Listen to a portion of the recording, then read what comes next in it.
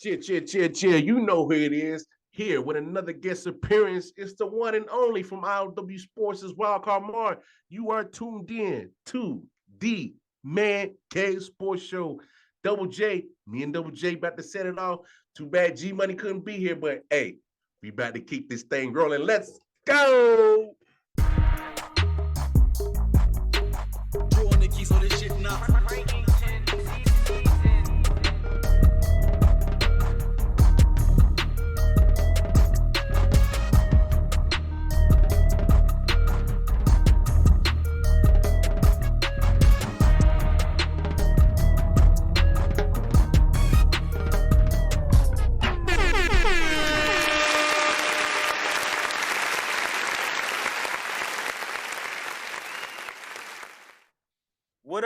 What up, everybody? We back. The ManCave Sports Podcast. Wildcard Mar is back here with us with that fire-ass intro. G Money is not here with us, but it's all right, because, like I said, I got Wildcard Mar, and he going to hold it down. We're going to hold it down for G Money. Wildcard Mar, what's happening with you, shawty? Welcome back. Man, always a pleasure to be here with Double J, man. It's a shame G Money couldn't be here, but I'm always glad to step in, help out you fellas over here. And man, let's get it, man, because we got a lot to talk about, though. We got a lot to talk about. But before we jump into that, first I want to send condolences out. Last week on the show, we asked for everybody to put their prayers for Pele, and we learned this week that Pele did pass away at the age of 82 after undergoing colon cancer treatment in 2021. Yeah. The iconic football player, he was the only player to win 3 World Cups, and he scored 77 goals in that span period of time. So we definitely want to send our condolences to Pele, his family and friends, and Brazil all in general, and football fans all over the world. So straight up, definitely want to send our condolences on that. Before we jump in, let me go ahead. Y'all can find me at Jae Jones on all social media platforms. You can find us on you can find the podcast, The ManCave Sports Podcast, on 613 Faye Productions on YouTube. You can find our sports group page on Facebook as 613 Faye on Facebook, 613 Faye DMV on IG, 613 Faye on IG. Mar, tell them where they can find you at, big homie. Yeah, you already know. You can always find me in the I.O.W. Sports crew on I.O.W. Sports Network, on Facebook, Instagram, and of course YouTube, where all our content is stored. And you can always catch us on Twitter. No trigger fingers, total Twitter fingers, but we do be on Twitter, I.O.W. Sports 1. That's where you can find the boy Wildcard Mar, Detroit man, and the big homie Nick Shot and the I.O.W. Sports crew on all those social media platforms. Yeah. Yes, sir. You can make sure y'all also hit us on Apple Podcasts as well. Hit us on Spotify and Google Podcasts. Make sure y'all hit them 5 stars, drop comments, like, subscribe, and share. Not only do it for the ManCave podcast, but do it for I.O.W. Sports. Let us know what y'all feeling, how y'all like, what y'all don't like. Just drop a comment, let us know. And we definitely do appreciate all the support and interactions.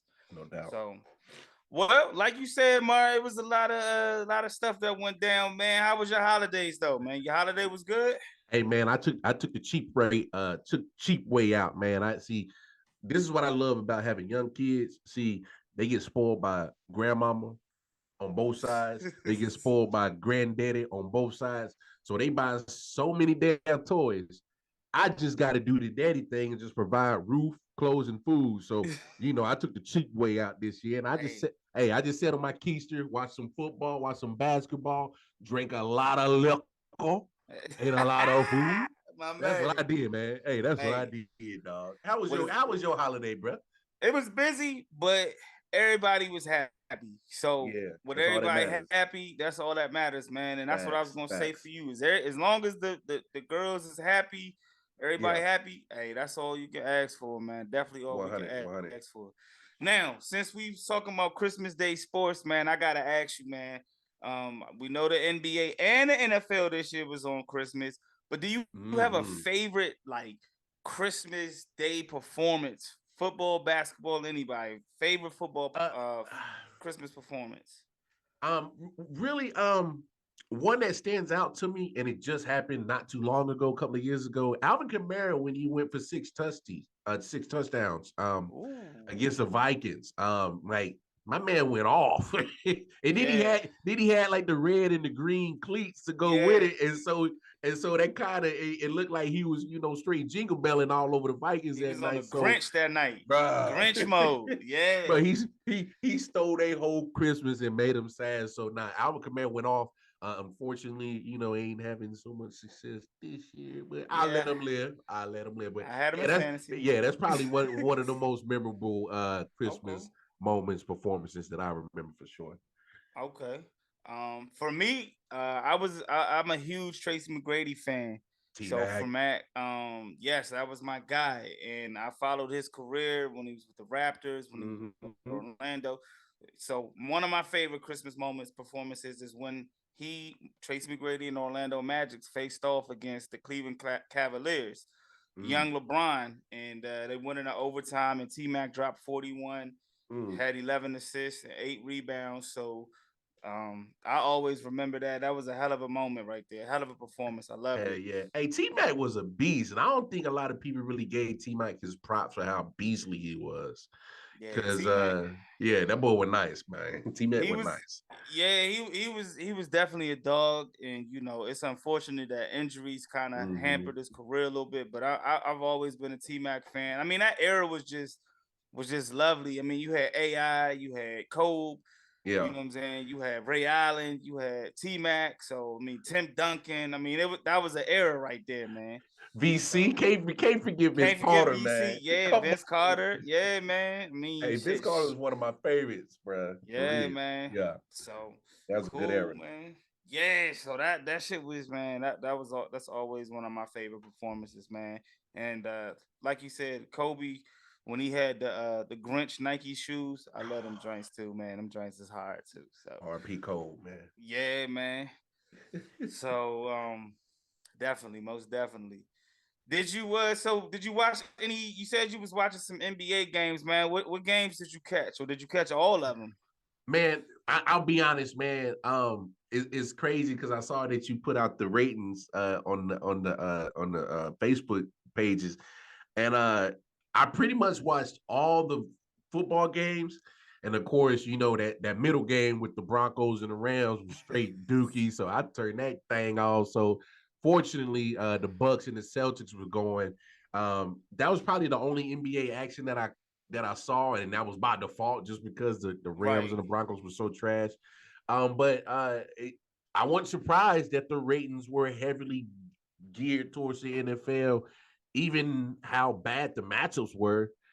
They Yeah. weren't, the matchups, Rams, Broncos, uh, obviously the Packers and the Dolphins turned out to be a good game. Yeah. It's a terrible matchup with the Buccaneers and Cards, but I wasn't surprised that it was still, you know, so heavy on the football side that the ratings were higher than the basketball. I just wasn't surprised, man. And for those who don't know the ratings that Mar is referring to, one, you can go to our Facebook page, the ManCave Sports Podcast group, and I.O.W.Sports, where it's posted in both those sports group. But because I'm nice, I'm gonna go ahead and give you some numbers now. So the viewership numbers came out. The Packers and Dolphins game ranked 25.92 million. The Broncos Mm, and Rams was 22.57 mil. mm, Bucks and Cardinals was 17.5 mil. Um, in the NBA, you had the 76ers and the Knicks, which was 4.4 mil. The Lakers and the Mavs was 4.33 mil. The Bucks and Celtics were 6.3 mil. The Grizzlies and the Warriors was 4.7 mil. And the Suns and the Nuggets were 2.49 mil. mm. So, like Mar was saying, the NFL dominated the Dominated, bro. airwaves. Now I'm gonna ask you this, Mark. Do you think if the NBA had better games on, and I know when I say better, I mean like for me, like the Knicks and 76ers, I feel like we always get that. I mean, Bron and they kind of slumming. The Warriors, they had a lot of injuries. Yeah. Do you think that the NFL is just going to run the NBA on Christmas Day regardless of the matchups, or do you think that the NBA can do a better job at putting more favorable young players on, matchups, like matchup wise? No, I did, because I see where you're going with that, and what I think the NBA needs to do, like they got to give the people what they want to see. Like KD and Kyrie should have been going against Bron. I know the Lakers is slumping, but still, that's a matchup that people want to Well, see. they did that last year. Yeah, and everybody was hurt. yeah, and see, but here's the thing: I think the NBA needs to adopt the NFL's process of flexing and switching certain games out that can give you certain matchups that's going to give you the viewership. And it might be a little bit too late in the season. I don't know. I don't know how they can do it, but especially when you're talking about Christmas, you got the nation pretty much sitting around with family. Mm-hmm. There's going to be a TV somewhere. So yeah, so find a way to snatch those eyeballs. You got to give it the matchups like John Morant.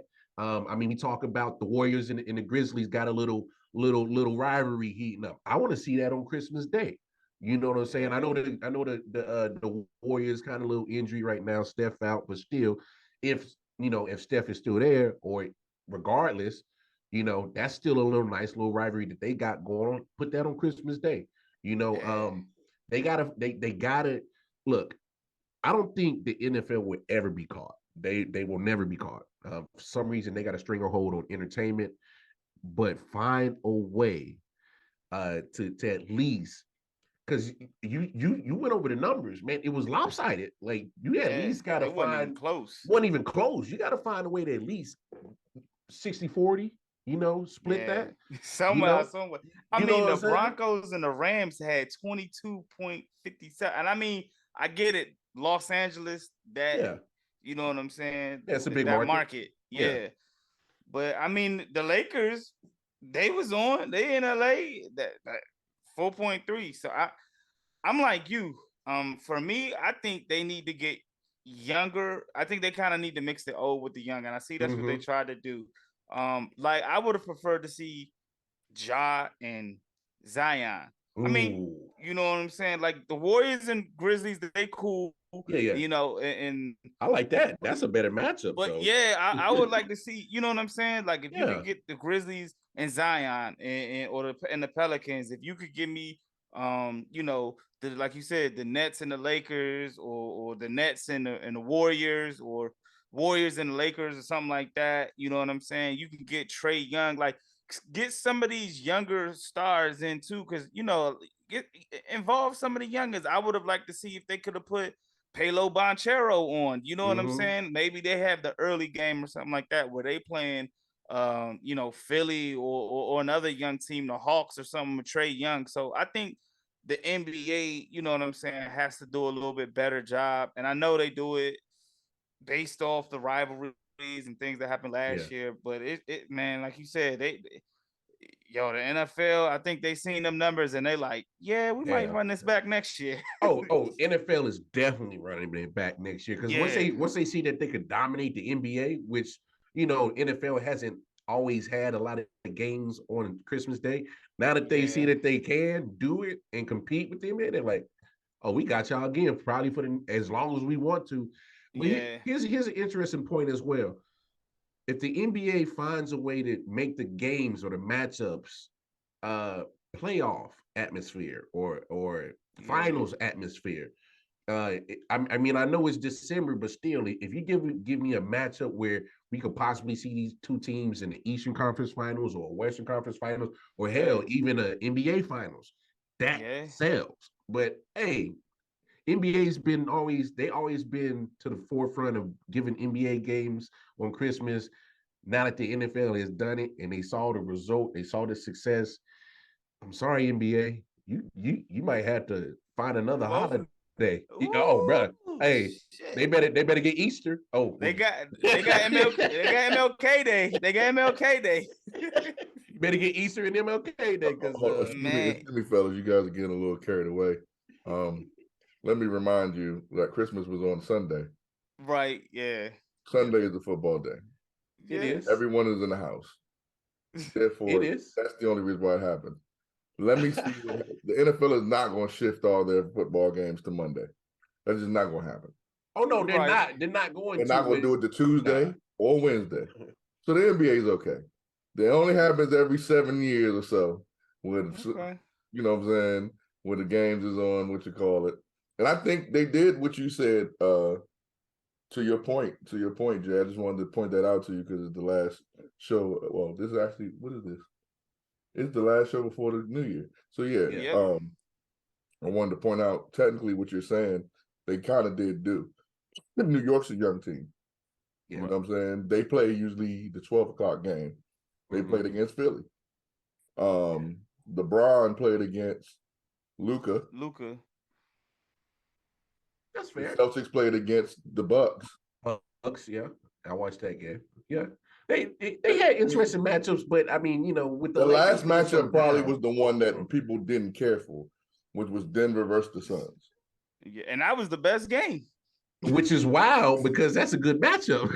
Yeah, but Devin Booker was hurt, I believe.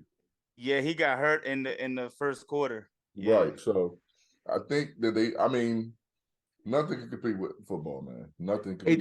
Hey, Jay, why didn't you tell me the producer was gonna come in? James L. Jones is real quick. Hey, let me remind you. Hey, Hey man, listen, I love the NBA, man. I love what they doing, and it's about to get cut short as soon as the CBA gets re-signed. So enjoy it while y'all can. Boy. Hey, them CBA, them owners, they about to change up a lot of stuff when it comes to the NBA. All that free movement. Mm-hmm. So it's gonna get that CBA, it's gonna be a lot of stuff that's gonna be changed. Yeah. And so, well, speaking of the NBA, speaking of Philly, reports came out that James Harden would consider going back to Houston if he did not get a good deal in Philly. Oh my gosh. I just want to hear your thoughts on the possibility of James Harden possibly going back, considering like what's going on, man. Man, look, James Harden ain't that guy no more. If he goes back, I think he can potentially stunt the growth of those young bulls that they got down there, because he's going to demand the ball. He's a ball dominant kind of player. You know, he's bringing up the ball all the time. He's the one passing the ball. He's going to be the first one to take the shot. So it's, to me, it's really going to set Houston back. And the only thing that Harden gains, well, he gets a check. So I don't think he's not going to care. But and the strippers. Yeah, and the strippers. Boy. Yeah, I love them strippers. Yeah, he loved them too. Yeah, he loved them too. But hey, my thing is Harden need to focus on trying to win a championship, because this is probably the closest he can possibly get to a championship, because he's paired with a MVP candidate every year, and be focus on that. Like, why are we even having this conversation? Like, to me, this is damn near borderline tampering. What are we doing? Like, you in the middle of a season on one squad and you talking about future with another squad. Like, what are we doing? Pay attention. Focus. Come on, Harden. What are we doing, man? I agree with you. I think if him going back to Houston, I think it kind of stunts, like you said, the growth of Jalen Green and Jabari Smith Jr., those boys down there, Kevin Porter Jr. And I'm just trying to figure out, did anything change in Houston? Outside of a few new players getting there after he left, that's like what the coach is still there. CBA. Huh? That's the first rule, the James Harden rule. That shit gonna change. Like I'm just like, why are you even considering going back to Houston? Like you wanted to leave Houston. Like he couldn't wait to get out of there. He couldn't wait to get out of there. We didn't even recognize James Harden when he left Houston because he had gained so much weight and he didn't Hey, I swear to this day that was a fat suit, bro. Like you remember when Eddie Murphy put on the fat suit for the club movie? I swear that was a fat suit, bro. Because when he got to Brooklyn, that thing just disappeared. I'm like, where your belly go, dog?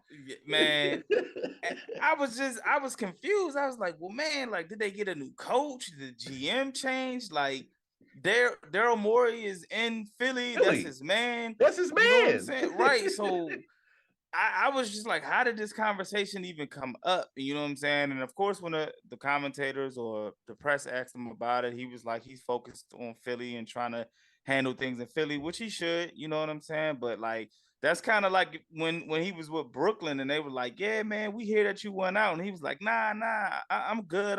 And then at the last minute, he was like, he's traded. Yeah, I'm one out.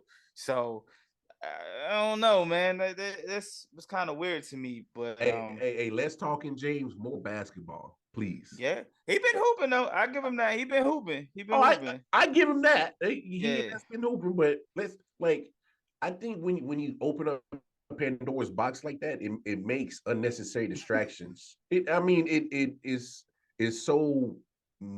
is pointless. There's no gain to it. There's nothing that's going to propel your career for saying anything like that. Yeah. Like if I'm in beat, I'm like, bro, we need to handle business now. What are you talking about? Yeah, that shit. If I'm in beat, I'm feeling some type of way. That shit came out of nowhere. You know, Embiid probably feels some kind of way, you know, on the behind the closed doors and shit like that, man. So him and Lil Baby gave each other the best gifts in Houston. That's why he want to go back. He want to get them gifts, man. Hey, man. Hey, Meek Mill ain't giving them. Meek Mill ain't giving them. Meek Mill gifts ain't like Lil Baby gifts. Meek Mill be trying to do willies and shit with him. He like, bruh, I'm on an NBA contract. What do you? Can't do that. Can't do no willies. They don't even seem fun. Where the women at, man? Yeah, no bullshit. Show me the strippers. Ask Jay Williams about doing that bike stuff on your NBA contract. That shit didn't work, man. Woo. Yeah. Man. Well, another guy who played on Christmas Day had a historic night the other night against the New York Knicks. Oof. Luka the Don. Boy. Dropped 60 points. Had 20 rebounds and 10 assists. What was your thoughts on Luka's performance, and were you impressed? Well, y'all please don't kill me because I don't want y'all to think I'm a hater. All right, I know. So when I say Luka, that, I'm not to say some hateful shit. Every time I say, it definitely sounds like what you about to say. Matter of fact, I'm gonna let you go ahead. You go ahead. Nah, look, Luka is very impressive. He's a baller. All right, I can't take that away. What he did was, of course, it was impressive. Now the downfall is I'm one of those kind of guys when I watch basketball. I like to see the team, like the team part of it. And my only question is, yeah, that was a great performance, but is that sustainable for an 82-game season that's going to put the Dallas Mavericks in a place to win a championship? And right now, I don't see that happening. I can see Luka still having god awful numbers. Yeah, he's still going to have like godly numbers at the end of the season. Yeah. But is that sustainable as in the team's success? And the first thing that always comes a question when you hear about Luka, he ain't got no help. Well, if you really look at it, people go look at when Porzingis was there. That man was averaging a double-double. He was averaging like 20 points and almost like 11, 12 rebounds. So he was on the floor. When he was on the floor. Because he was never there. Yeah. 20 games he played. He was never there. He was never there. Hey, man, I ain't about to let you do this to Luka.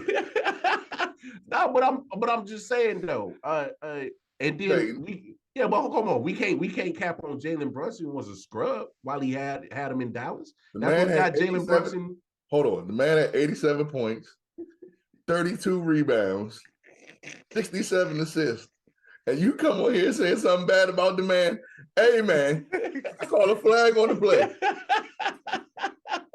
Damn, Jae Jones and Jones me twice already. I don't know how I feel about this, but no, it's nothing wrong with being and putting up great numbers. All I'm saying is, and this was kind of one of my knocks on Russell Westbrook when he was having the triple doubles.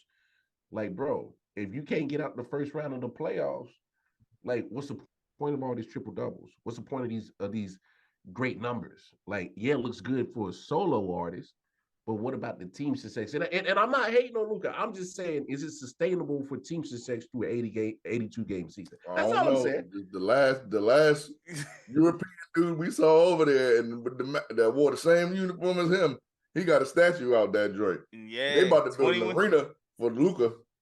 Yeah, they about to build a whole museum for that battle. But come on, hold on. Dirk got a chip though.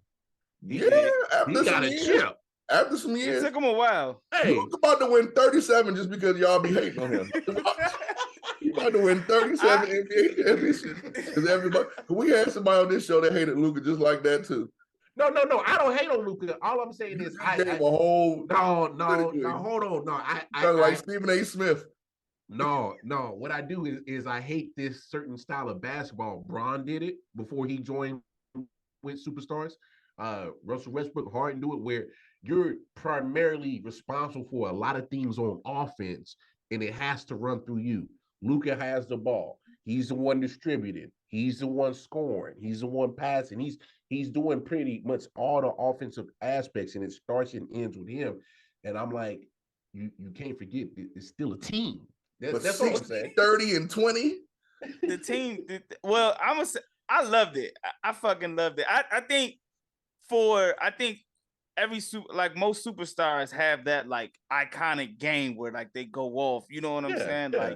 Like this was his game. Like this was like the first NBA stat line. You know what I'm saying? Like this was his game. Like, yeah, will he do it?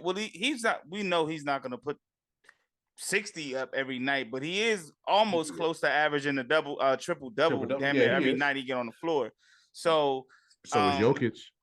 Yeah, Jokic nice too. So is Jokic. But I think Luka, I think he can do it for the rest of the year. I think he can do it in the playoffs. It's just his supporting cast. His supporting cast is 50-50. And that's about it. Right. It's Spencer Dinwiddie. I mean, Tim Hardaway Jr., if depending on the night. Yeah. But as far as the performance, I mean, they was down, what 9 or 10 with 30-some seconds left, and he threw the joint off the backboard. I mean, off the rim, caught it, put it back up, did a little shimmy jump afterwards. You know what I'm saying? Like, every NBA superstar gotta have that one moment. Like Kobe had 82, Melo had 62 against the Bobcats. Mike went off in the Garden multiple times. So I just think this was his moment, man. Yeah. Like, but that producer ain't even gonna invite me back. I hated on this man already. Look, Luka's not my man. No. Don't do that. Don't do that. Don't do that. Luka is not my man. And I will have you on here anytime you want to. Luka's about to score 100. Watch. Hey, look. Hey, Luka's a baller. There's no doubt about that. He can't take away great performance.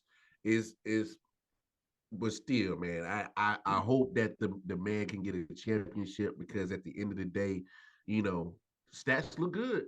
You sound like the coach that told Dion he ain't swag. Oh, he ain't swag. Yeah, Luka ain't swag. I'm swag. He ain't swag. But look. At the end of the day, people want to see you get them chips, man. You as a player, you should want to try to. Hopefully, you want to try to get chips. You know, the money's gonna get there. The fame's. He's an international superstar already. But on that resume, you can't leave that chip empty. We're gonna see. Well, he could have had more than 60 had he made some more of his free throws, because he was 16 for 22. I was thinking he was gonna have 65, damn near 70, but he missed a few free throws and whatnot like that. And I mean, you know, some nights that's what he got to do. I mean, that, you know, Christian Wood, we thought he would. You know, he's doing pretty good every now and then too.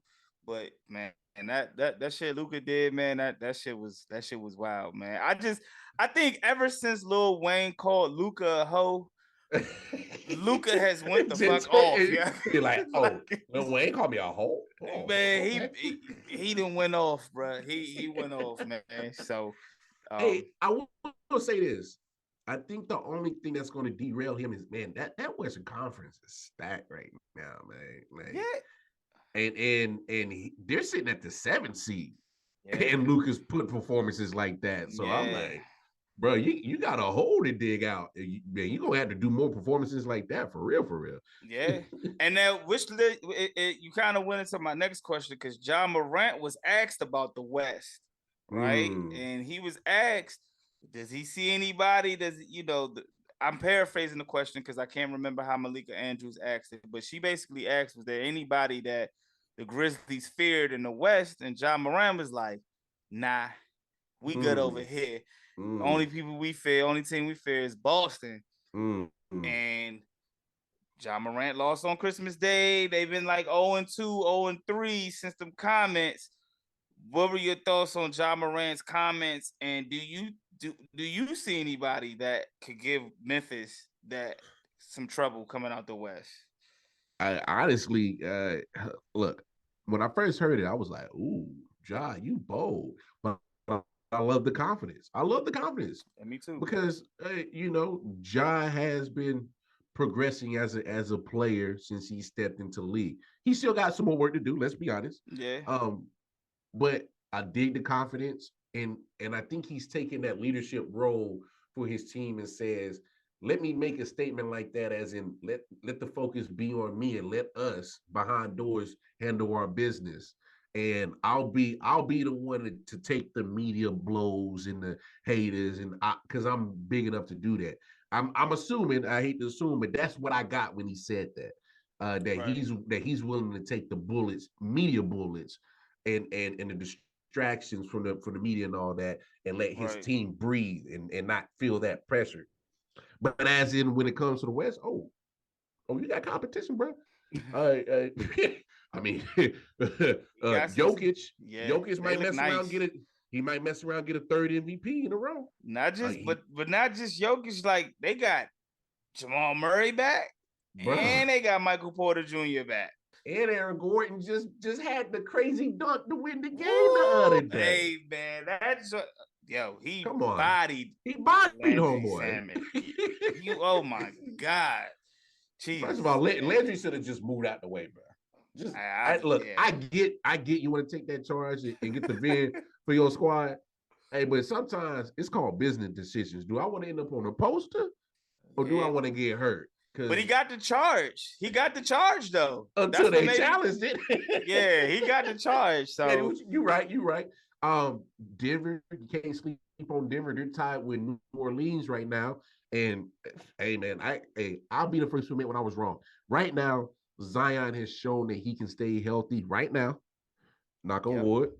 And since he's been healthy, boy, he's been on a monster tear. He just put up some godly numbers the other night. I can't remember the numbers off the top of my head. I know he dropped 43 on Minnesota. Yeah, went bananas. Yeah. I mean, you can't sleep on the Clippers. They're in the 4th seed right now. They're right behind Memphis at the 3 seed. I think 5 seed is Phoenix. I know Booker might miss a month. But the champs, you gotta beat the champs. Yeah. They just beat them without Wiggins and Steph. Yeah. I'm with you. Like all them teams you named, and I'm like you. I love the confidence Ja has. I know some people could take it the wrong way, but I feel like, you got, like, sometimes as a competitor, like, you gotta make those bold statements. Hey man, you just gotta talk your shit sometimes. Yeah, you just gotta, and that's what he is. did. Yeah. That's what it is. He talked his shit, and it hasn't worked out right away because they've lost some games. They definitely lost a few games since then, but and slowly, even Minnesota. I want to say Minnesota, but they've been kind of sluggish. But I like the boy. I like my boy. What's my man's name? Anthony. Anthony Edwards. Anthony Edwards. I love his game too, man. And you know, they gave him some issues last year in the playoffs too. So yeah, they did, and you still gotta Minnesota still has to figure out how to work with Rudy Gobert and Cat on the floor yeah, I at the think that same might have time. been. Yeah, I didn't like the move. I thought it I was a don't. stretch because I love a stretch. because Cat thinks that he can still be a point center for some reason. I don't know why. He feels like he wants to get out the block and That's because he be a won the shooter. 3-point. That's because he won the 3-point contest. Okay, that's a 3-point contest. We talking about real NBA games. Cat, get your big ass on the block and body. All right, A you man big. said, "Nah, Nah, give me that motherfucker in the corner on the wing. I'ma let that motherfucker fly." Nah, damn that. Get your big ass on the block, man. You Yeah. belong on the block. But that's just my preference. But if that's the move to free up Cat, by all means, you just got to find a way to make it work. I know they're still try to get that chemistry going. So I wouldn't be surprised if second half after All-Star break, Minnesota makes a run. We can't forget about Sacramento Kings. Them young boys is still sitting at the 6th seed. I mean, he got competition, man. He got competition. And I'm a huge Memphis fan. I like Ja. I'm a really big fan of Ja Morant. But when I watch Memphis sometimes, I feel like his supporting cast doesn't come through when they supposed to come through. Like Ja's going, yeah, they're really hit or miss though. Like they really hit or miss. Like Desmond Bane, I know he's coming off injury and it's gonna take him a little time to get back. But like Dylan Brooks, Jaren Jackson can't stay on the floor. He's constantly in foul trouble. They lost what's my man DeAnthony Melton, who went to Philly, which I think was a huge piece for them coming off the bench. So I'm rooting for Ja, and I'm not mad at the confidence in the statement. So I got my eyes on them, and shit, he almost had a motherfucking dunk too. Lord Jesus, I was about to go pre-order them Ja ones right away. I said, "Oh my god." You mean the KDs? Nah, this man didn't flip the KDs, dog.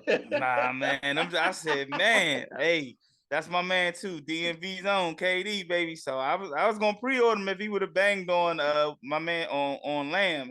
I said, good God. Boy. But Ja different. He's special, man. Yeah, he is special. And so hey, talk your shit, young fella. You just better back it up, bro. yeah. True indeed, man. You want to get into the NFL games, or you want to hold? We can hold off to the NFL games because it wasn't really nothing too exciting. Yeah. We can hold off on that.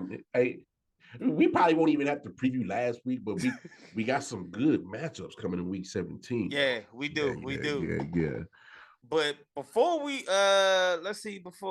before we get into the week 17 matchups, you got the college football playoffs, baby.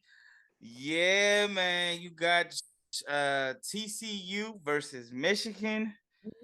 4 p.m. on Saturday, and then you got them Georgia boys going against Ohio State, man.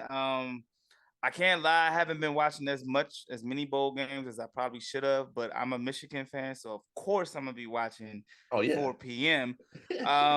Let me hear your predictions. What keys to the games, X factors? Talk to me about it, man. So obviously you being a Michigan guy. Look, losing Corum hurt your running back, but Edwards actually been solid at your running game, and so there's not a huge drop off.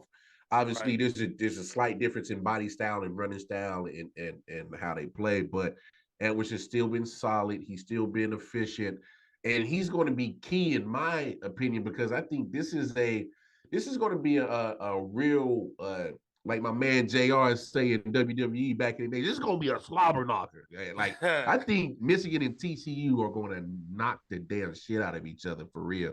This is going to be a real physical game. It's going to be who can establish the trench warfare. Who's going to win that on both sides of the ball? Who's going to be able to force their will on the offensive line in the trenches? Who's going to be able to get after the quarterback? And I think it's going to be a real close game. I'm thinking this is going to be like a field goal game.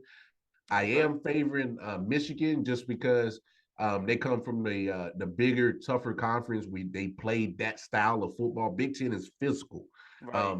Big 12, where TCU's coming from, it's man, it's points, man. They flinging the ball all over the field. So that's what I was gonna say. As a Michigan fan, like we wanted to be physical, but TCU with that speed, I'm interested to see how our defense is gonna match up with that speed, because that speed is gonna be key and for TCU. So remember 2001 Patriots Rams, and you had the greatest show on turf, speed everywhere. yeah, You got to get physical with them at the line. You gotta mess up that timing. If you mess up that timing, Michigan is winning this game. That'll slow that offense, that speed down, and that'll give a chance for your front four to get to that quarterback. That's what I'm looking for on the Michigan side. On the TCU side is, hey, you got to get offline, because if Michigan is going to try to be physical and break up that time, and TCU is going to have to do. These wide receivers should have been practicing getting off the line, getting off bump and run, and getting space. And they got some speed. Now when it comes to Georgia and Ohio State, look, Ohio State guys, all you Ohio State fans, Ohio State, man, whatever that shit is. Look, y'all better hope y'all in this game at halftime. God damn. Yeah. Bro, Georgia ain't nothing to play with, man. Look, you ain't lying.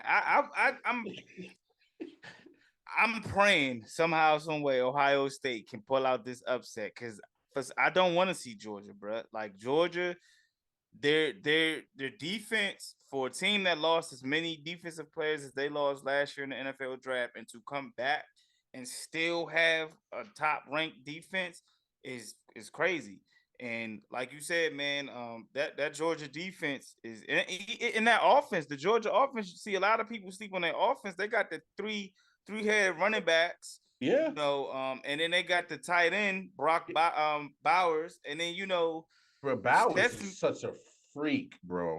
Yeah, so their offense and Stetson Bennett, you know what I'm saying?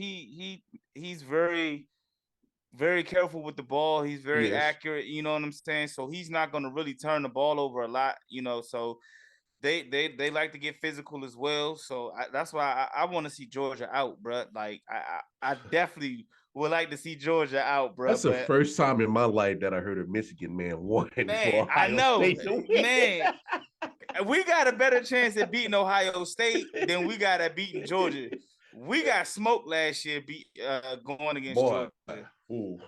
So, and I just don't want that smoke, bro. I don't want that smoke. I ain't even gonna lie to you, bro. I'm not even gonna lie to you. I don't want that smoke, man.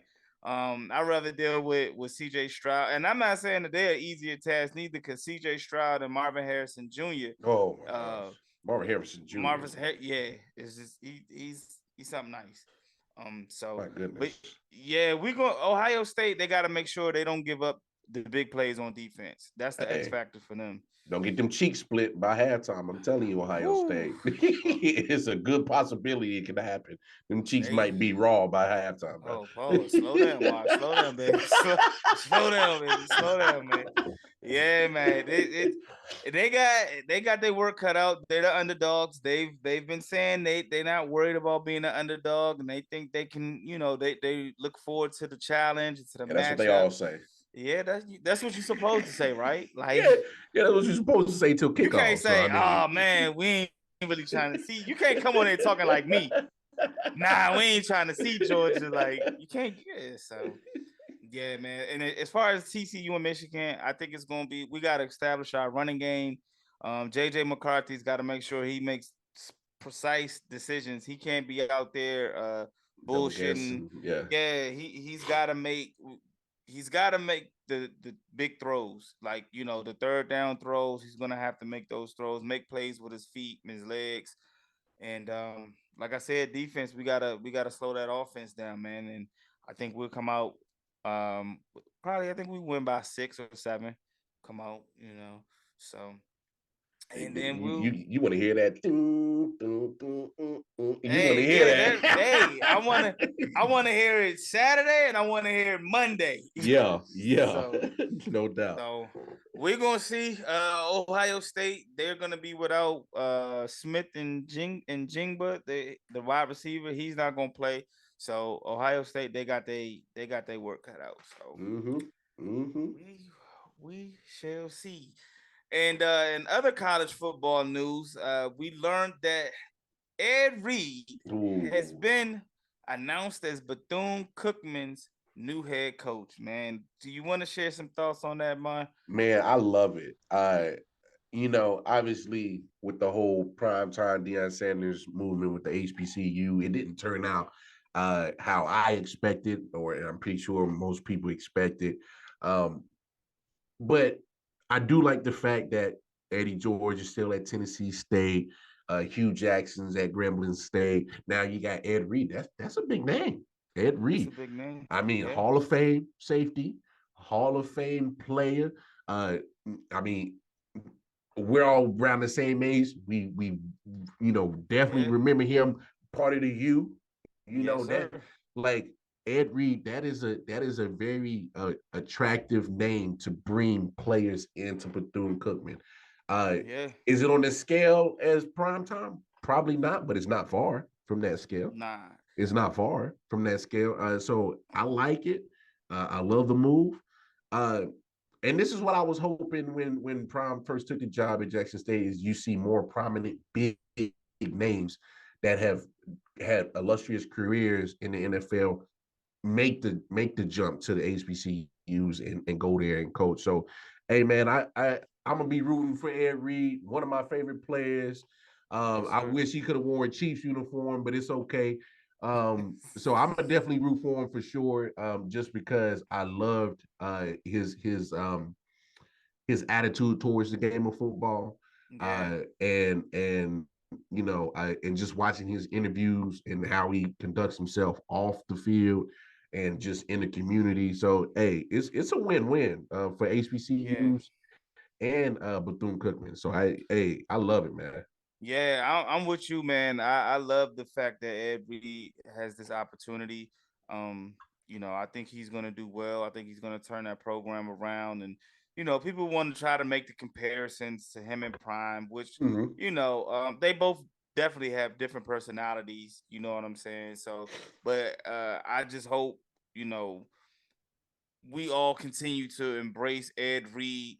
Not just Ed Reed, but all the other coaches, like you just mentioned, Hugh Jackson, Eddie George, and all those guys as well, and continue to support the HBCU football, HBCU programs and stuff like that. But I love the hire. I think Ed Reed is going to be a huge difference maker down there, and I'm looking forward to watching Bethune-Cookman. Like I'm looking forward to watching Jackson State and Tennessee State and all those other schools. I'm gonna be honest with you. I'm looking forward. I will say that Jackson State and the primetime hire did open my eyes a lot more to the HBCU, because now I can see it more. You know what I'm saying? Because a lot of the times, for me, I was never able to find HBCU football games on, and if I did, it was like maybe the one or two big games. So now I'm actually looking forward to it. One of the guests we had on season 1, Malik, he spoke really high about HBCU football, and he follows HBCU football as well, and he kind of opened my eyes a lot more as well. So I'm definitely going to be keeping my eyes on Bethune-Cookman and Ed Reed and see what he got going on over there. No doubt. I follow HBCU too. Y'all come here and shout me out. Hey, you know what? Mike definitely kept me in tune with HBC. He be like, yo, the game is on. He definitely posted and spoke highly of HBCUs, and also opened me up, my eyes open to HBCU. So yeah, but definitely pause that. I gotta help you out there. I appreciate that, man. Appreciate that. That was definitely needed. It was definitely needed. Jesus Christ. Yo, wow. I never say pause, but I know. But Prime left the year too early, man. Yep. Yeah, he did. I agree. Because I think the door was about to be kicked in right then and there.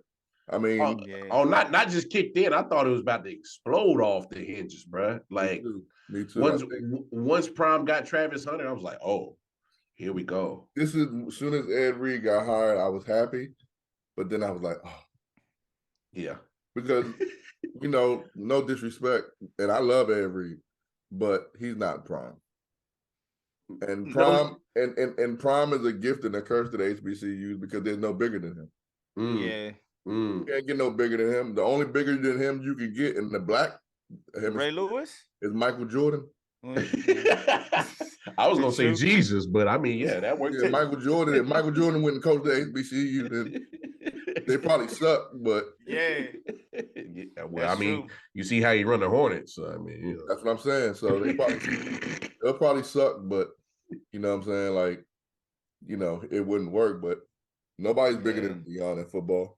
Black, especially his personality, and I think also too what made Prime special is because he opened the social media aspect of it. Like a lot of the HBCUs, their social media handles aren't probably where they should be, and he's always posting on social media, like Jackson State stuff and everything like that. So you felt like you saw a lot more with Jackson State than you probably did with any other HBCU as well. You did more than you saw any PWIs.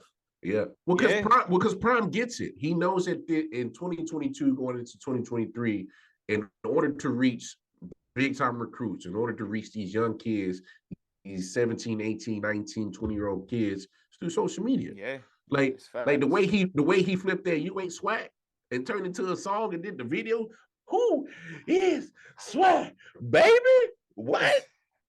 Bro, he gets it. And that's why I think he's going to succeed no matter where he goes and what he's going to do at Colorado. I can't wait to see what he does in Colorado. But I'm with you, James L. Jones. He left JSU about a year or two too early, but hey, it is what it is, man. Yeah.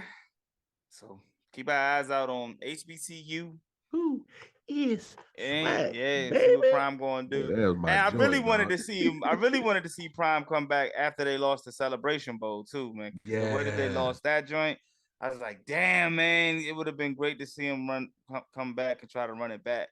But it's a bigger conversation that needs to be had about why he didn't stay and why everybody mad at him. There's some onus that needs to be given to Jackson State as well. Oh yeah. I agree. I agree 100%. I had that conversation on our show where it's like there's too much smoke about what's being done behind closed doors between Jackson State, and I don't like all the hate being thrown towards Primetime, and as if he committed some ultimate sin. But I mean, hey, people gonna always feel a certain way. They either gonna rock with it or hate it, and that to me. But I'm talking about on the surface. Like, I get it. You know what I'm saying? They talk about how HBCUs are underfunded and things of that nature. Jackson State ain't had that problem the last 2 years. No, he sold out every game for the last 3 years.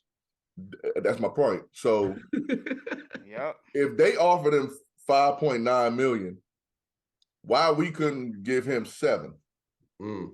Right. Ooh. Keep it in. You know what I'm saying? Like, people want to say, he did it for the money, and maybe he did, but why, when it comes to us, we can't pay the people the way that they're properly supposed to be paid for the job that they're doing? If everybody realizes the man is paying back more money than he got actually paid. Yeah. Leaving, he got to pay them $300,000. The contract was for $300,000 for 4 years. He was only there for 2 years, and he took half of his money and paid for the football facility. And paid his assistants out of that. And that was one of the things that I read that I was doing my research on is Prime's biggest thing was trying to make sure his assistants got paid. And he felt like that was one of the biggest barriers that he couldn't get done at Jackson State. He couldn't get his assistants paid. because he wasn't worried about. Look, I know he said he really wasn't worried about the money, but I actually feel that he really wasn't worried about the money. And he, if it's to the point where, hey man, I didn't brought you sold out arenas, home games. We go on the road, we sell them out. We go to bowl games, names on the back of the jerseys, all that stuff. Bro, you got deals with Under Armour. You didn't got Walmart to pay for the practice field. You didn't. You got sponsors throwing money. But where the alumni at? Where's the boosters at? Right. Where the people that are graduated from Jackson State that make 6, 7, 8 figures? That where y'all putting your money at? Right. You know, but it could even go deeper than that. You got Dr. Dre giving $70 million to USC. Where's our Jay-Z's and our P. Diddy's giving? Oh boy! Well, I'm just saying, man. They said he approached him. They said he approached him too. They said Deion reached out to all the millionaire black people. Yeah. That be talking that talk, and they all turned him down. See?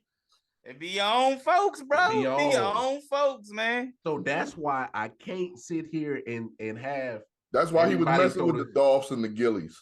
Thank you. Yeah, because they were supporting him. And Gilly taking his ass right to Colorado. Going to Colorado with him. Yeah, and that's why he was messing with the young artists and things. I ain't mad. I was never mad at Prime because, like y'all said, man, it's too much. It's a lot of stuff that's going on. I mean, like, I wasn't mad at y'all. Y'all made some hell of a points right there, man. I'm mad now that Ed Reed coming. You said what? I'm mad now that Ed Reed coming. Yeah. You mad? Why you mad? Because of those two would have took it over the top. Yeah. And they both would have been in the SWAC too. And they both would have been in the SWAC. The SWAC would have been, the SWAC would not have been the proud, put it this way. And Mark, he probably can vouch with me. They probably wouldn't have been the SEC. They probably wouldn't have got the coverage the SEC got.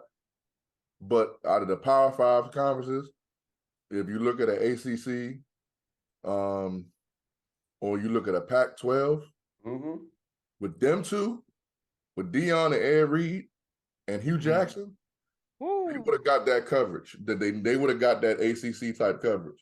Boy, not only would they'd have viewership better than probably a Pac-12 in the ACC. Hell yeah. Right. That shit, both of them joints is in shambles right now. Right. Yeah. So I think that he left a year too early. I mean, I can't tell him what to do. I love Deion. And you know what I'm saying? I always, you know what I'm saying, ride with Deion. I ride with Prime. But I just think now that the Ed Reed thing happened, I think the black colleges would have been so much in power now that we could have started demanding things that we needed for the colleges for real. Like Deion was trying to do that in 2 years, which is a noble thing. Like he came in there from the gate saying what was wrong and what he needed. And I just think that we aren't conditioned to just be, you know, certain.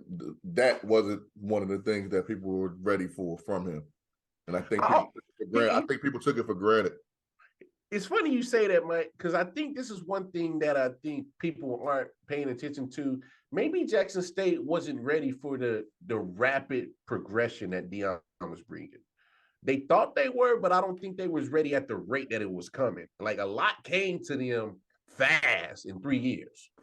And maybe they didn't know how to handle it. Maybe they didn't know how to, well, damn, there's a lot of money coming in. What are we going to do with all this money?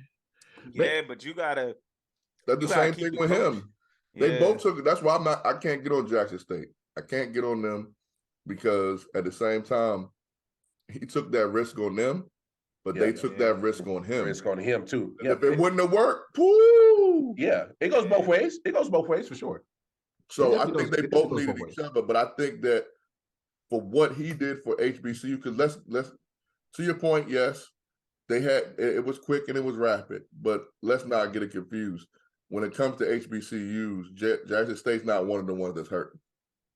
Right, they were selling out games before Deion even got there, and they was some cut. You know what I'm saying? So it's not like, you know what I'm saying, they had that kind of that problem, Now they might not have made it, the games might have been $10 before he got there, and then they moved it up to $40, $50.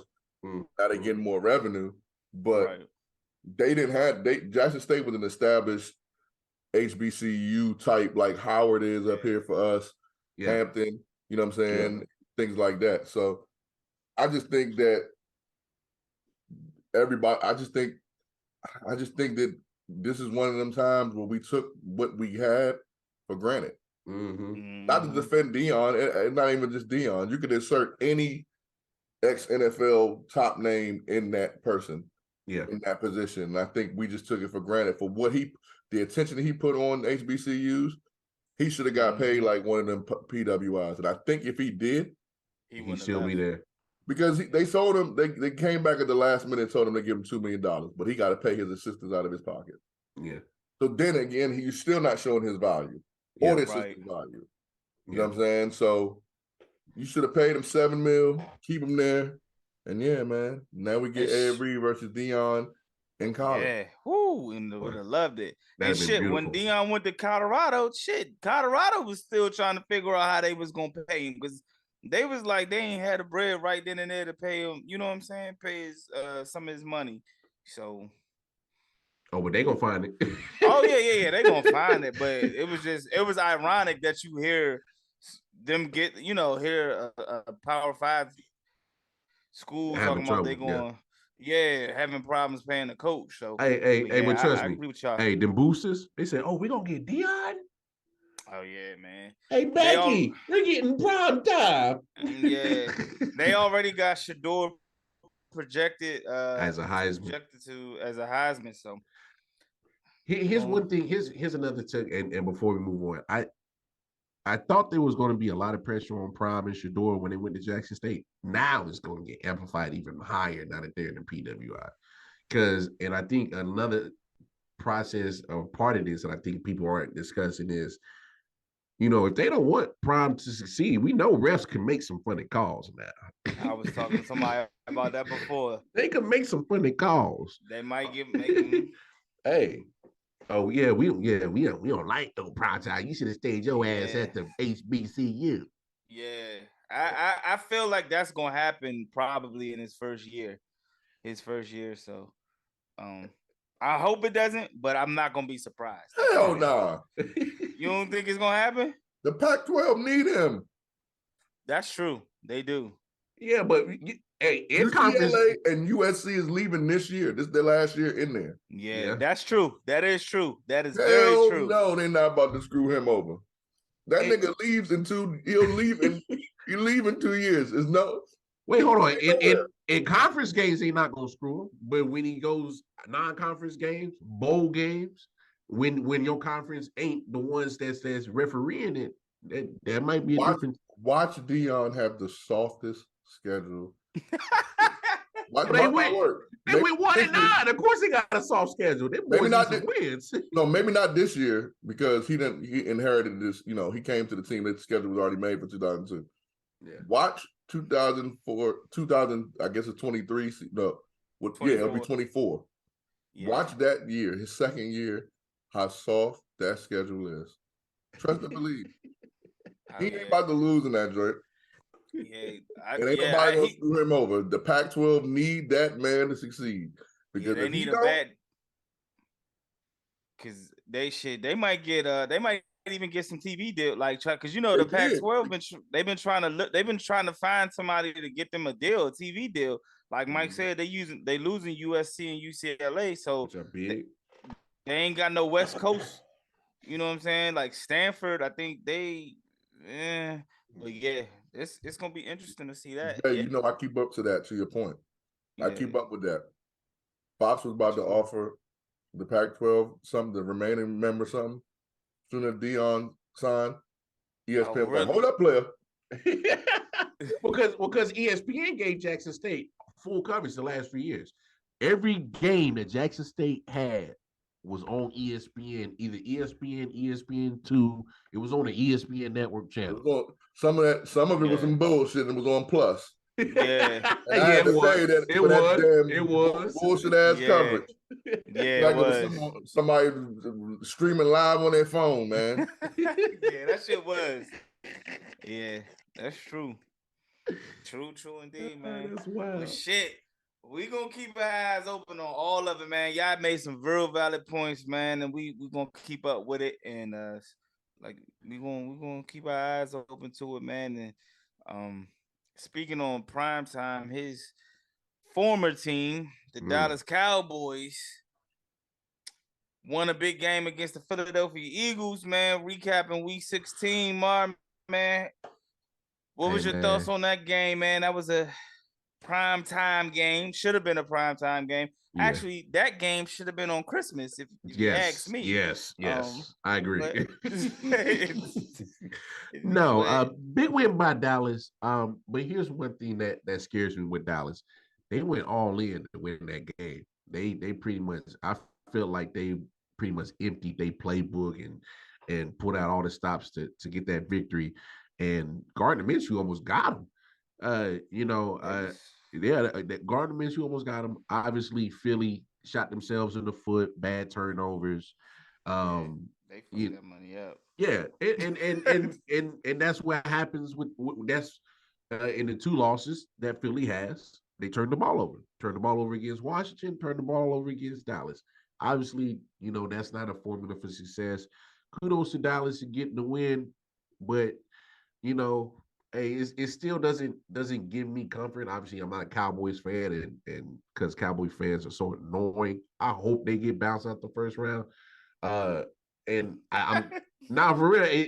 But they still got one and done written all over them, man. Just because they do this every year, when they go on good runs, they have good games, and then sometimes they fumble it. Like, what are they gonna do against Tennessee? Dallas, look, AG.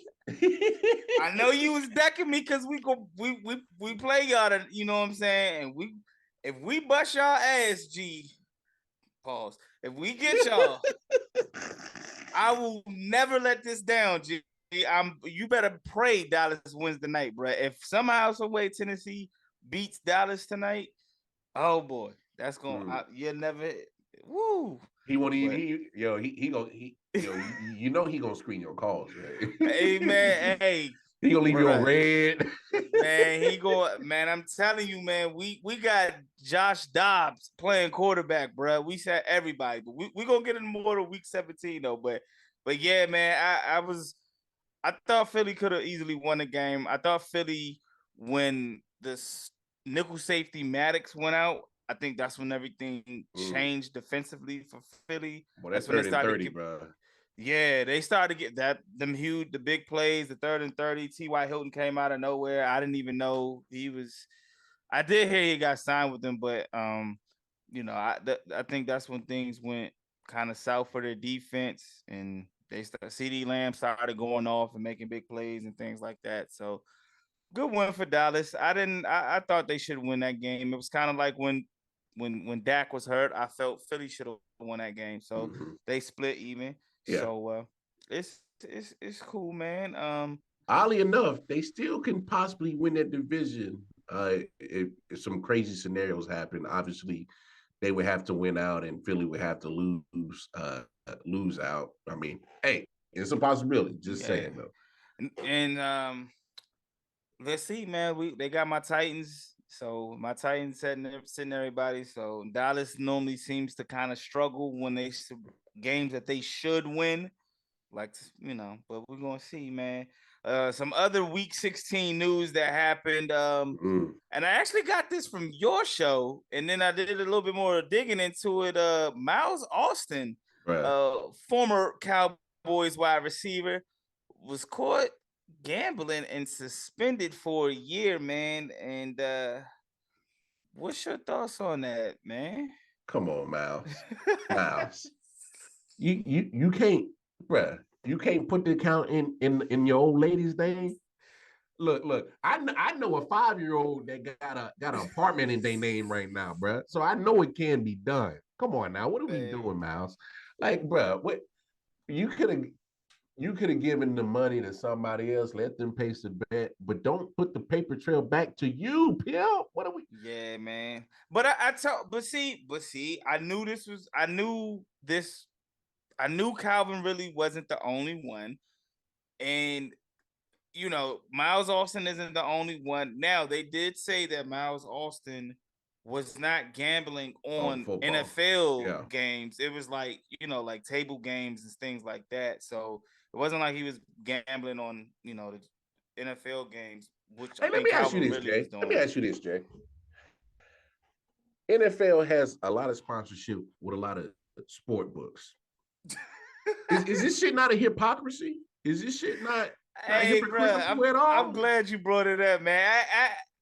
It makes no sense to me, man. Like, that's why, to me, it's just entertainment, man. Like, it's just entertainment, man. Like, I can't prove it, but when you watch games like last week when the Commanders, when Terry McLaurin was on the line and he asked if he was on the line, the ref threw the flag.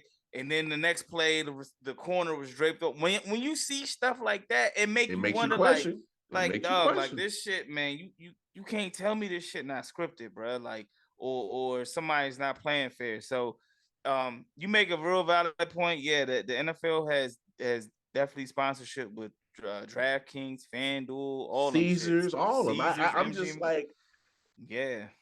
Don't bet, but we'll take the sports books money though. Like, come on, what are we doing? Like, they had it's the craziest thing. I saw the other day, Major League Baseball banned Pete Rose for gambling, but they're gonna have him throw the first pitch out at the stadium that's named after a sports book. So I'm just like, hey, what are we doing? Like if you just want to say like. I'm waiting for the day somebody come out like Vince McMahon and say, "Yeah, we've been scripting it like a mother." I just say it. I'm just saying. You're like, come on, man. I believe it, bro. I believe it, man. The shit's wild to me, man. It makes no sense, man. Shit's wild. But so Miles is planning to appeal the suspension. He ain't gonna win. Probably not.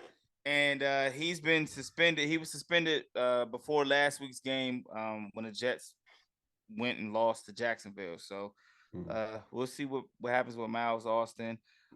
Enjoy your vacation. Yeah. You better hope you want some damn, money. man. So I'm interested. I wish I would have looked it up. I'm interested to see what the betting policy is. Like, can you just bet on no game, on nothing, or? From my understanding, is almost how they word it is pretty much saying zero tolerance. Oh, okay, so you can't bet on shit. Okay, yeah, makes sense. I guess if you say so. But take that sponsor money though. Yeah. Whatever. We tell y'all, hey, look, man. We tell you not to drink, and then we show beer commercials and run beer ads all day. But hey, just like we say, player safety, right? We talk about player safety and Derwin James. I want to get your thoughts on Derwin James's hit on the Indianapolis Colts receiver. He was ejected from the game. That was a vicious hit. That shit was bad. It was so hard that Derwin ended up hurting his damn self more than anything. They both went into concussion protocol after that hit. Yeah, and it obviously because Derwin was moving at such a very rapid speed, it's hard. And okay, let me speak on this real quick. We need to get something with these referees. These dudes is old as dirt. They was there in biblical times trying to referee when Moses was playing and splitting the river, and now they got the audacity to put them in charge of grown men that move at 22 miles per hour, and you supposed to get in position for that. So that's one thing. So obviously, once you slow down the tape. Yes, he did lean with his head, but he didn't make contact to homeboy's head. It's kind of more like his shoulder pad. That's what it looked like to me. That's what it looked like to me. I obviously, maybe I might be blind. I wear contacts. I wear glasses, so maybe it's just me. But that's what I saw. Right. But the fact that he led with the helmet. Yeah, just the fact that he led with his helmet. That's what probably prompted the flag and the ejection. I get it because they want to talk about player safety. I get it, and maybe they should put a little bit more emphasis because obviously the Tua situation, and then with just Derwin James himself in this hit, he knocked his own bell. So that could be an issue that probably that you don't want from Derwin James, and as a Charger you don't want to deal with. But hey, man, sometimes I know in college they review it, the targeting thing. I think they should probably gear it towards the NFL and just make sure you get it right. That's all I'm saying. Right. Like if you're going to eject the guy, make sure you got the call right to eject the guy because all these games are important. So if you're going to eject him, you better make sure you're 100%. That's all I'm saying. True. Well, luckily, I don't want to say luckily, but the Chargers didn't need Derwin James afterwards because they were playing the Colts. And so, I mean, the ejection wasn't like it came, you know what I'm saying? Didn't really hurt them, but no pun intended. But yes, both players did go on a concussion protocol. Derwin James will not be suspended for his hit. I agree with you. Once I saw the hit, I was like, "Ooh, yeah, he's probably gonna be out of the game." Both players. So, and speaking of player safety protection, your man Tua, bruh. Retire. No, for real, bruh. This dude didn't had 3 concussions in the last 2 to 3 months. Yeah, retire. I said Tua shouldn't have came back this whole year. I felt that he shouldn't have came back. I was scared for him when he came back. I was like, bruh, he shouldn't have came back. But for those who don't know, Tua is in concussion protocol. They didn't catch it during the game. He did not show symptoms during the game. They continued to let him play. Christmas Day, they ended up losing to Green Bay. He ended up throwing 3 picks on 3 straight possessions back to back to back. I found it weird that Raheem Mozart was like, "Oh yeah, well, that kind of makes sense." Like, yeah, like that's why he that's why he didn't do this, that.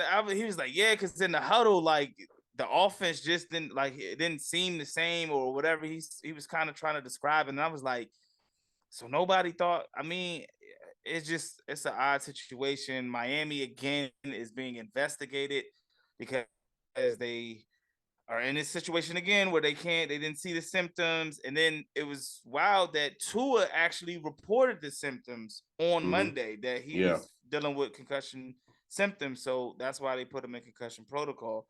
So, I think from Tua's perspective,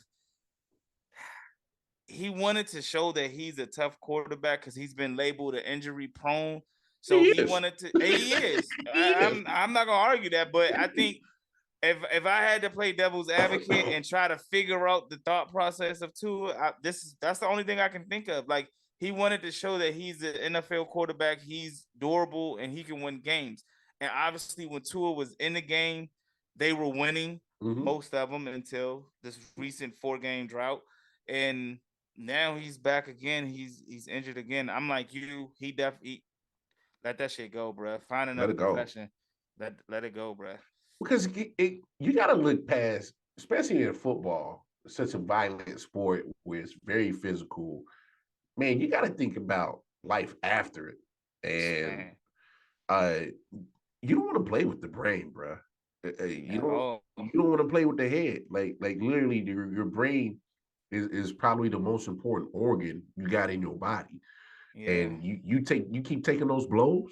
Come on, man. You asking to be a vegetable before you 40, before you 45. Like, I don't know to his situation if he has kids, family. I don't know. But I know I do. I know I want to be there for my family. I want to be there for my loved ones. And what good does it do for me and my family if I'm a vegetable? That does you no good, does your family no good, does nobody any good. I know he loved football, but come on, man. You got to look at the bigger picture. Is it worth me keep trying to show I'm an NFL quarterback or be there for my fam? At some point, you got to choose. Hey, man, and if I'm the Dolphins, I'm like, bro, I can't keep doing this, dog. Like, yeah, and that's the thing. Like you said, man, like it's life after football. like kids or no kids, like you gotta live. Yeah. Like you gotta live, bro. Like, and like Facts. you said, we've seen ex-football players that have had so many issues. Can't get out the bed, bro. Yeah, man. Like I mean, we could possibly be watching CTE in its form with Antonio Brown. We've seen Aaron Hernandez. We've seen Junior Seau. Shit. Marion Barber he was having, so I'm Steve like McNair. Steve McNair, yeah. I mean, these dudes, man, like, I'm all for the love and the passion of the game, man. But dog, like at the end of the day, man, like you gotta let that shit go. And for the Dolphins, I think they're gonna. There's no way, man. Like there's no way I just gotta part ways, man. And before the season started, I predicted that Lamar Jackson would be in Miami, and I still kind of hold to that. I mean, when Tua was on fire, though, don't get me wrong. We had him. I had him as an MVP candidate at one point. Them boys look good with Tua, but I just don't see how you can keep him as your starting quarterback when he constantly keeps suffering these concussions, man. And it's scary. The crazy thing about concussions, once you get the first one, it pretty much opens the floodgates that you can easily get second, third, fourth, fifth ones. And so I've heard like the second, like the first ones aren't the first. No doctor, but from what I've read, like the second concussion is kind of like worse than the first, and it could be so. And I saw the play where they think he did suffer the concussion. His head smacked the ground, bro. Man, it was similar to the Bills Buffalo, it was real similar to that one. So, man, speaking on the Dolphins, what's your thoughts on them? Because they're on the 4-game losing streak. They sliding. They got the Patriots, and then they got the Jets in the season 2. Right, man. So. Do the Dolphins get in? The way they're looking right now, boy, them motherfuckers might slide to the left, slide on out the playoff picture. Because I'm telling you, it ain't looking too pretty. I'm glad. I don't want to say I'm happy, but it's not just my team sliding. So hey, slide on out with us, baby. But yeah, man, that game, man. They were running the ball in 2 or 3 picks. I mean, 3 bad picks. Some shit was bad. Yeah, it was just terrible. So, speaking of a player that is walking away from the game healthy, J.J. Watt. He announced his retirement. He's after 2022. He's done. Just your thoughts on J.J. Watt's career. You think he's first